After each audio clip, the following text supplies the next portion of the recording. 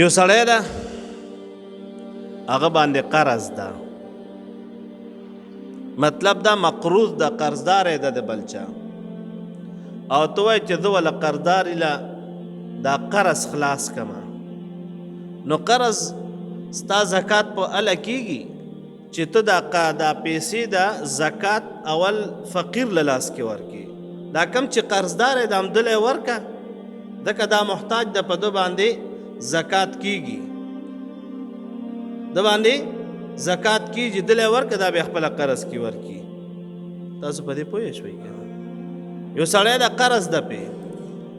او بل سړی وله زکات ورکوي، نو زکات کې رونو دا شرط ته چې دا به فقیر له لاس کې دا زکات مال ورکوي، دې کې قبض شرط ته. دې وجې نه فقهای عظام فرمایي چې د زکات پیسې په جومات آبادۍ کې نشي استعمالولی، د زکات پیسې په لارې کې کویې پې نشي ویستلی، د زکات په پیسو باندې په لاره کې پل نشي جوړولی. ولې؟ هغې کې څوک د ملکیت والا نشته، چاته په لاس کې هغه پیسې نه رځي، نو ته دې قرضداري ته دا پیسې ورکه. اوس یو سړی ده تا په هغه باندې خپله قرض ده فرض که، خو لیکن هغه دومره فقیر ده چې ستا قرض نشي ادا کولی، او تا باندې بل طرف ته زکات واجب ده، تا باندې زکات ورکول واجب شوي دي، فرض شوي دي. داسې طریقه وکړه چې لاړ شه همدې خپل قرضداري له دې دا زکات ورکه، خپل قرضداري له دې دا زکات ورکه،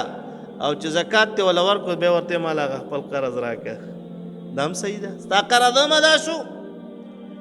او ستا بیا هغه قرض ته نه هم دوباره وغواړه چې بای پتا خو مې قرض ده که نه، قرضدار خو یې ده که نه،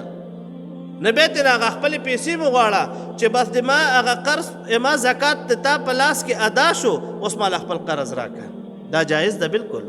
داسې بیا کولی شي. او چې پیسې دې ته واغستې نه بیا ته نه خپل قرض کې حساب کا چې فرض که 2 لاکه دې کېدي، 1 لاک ته وله قرض کې ویر کې، نو هغه 1 لاک ته بیا دوباره واپس رواله،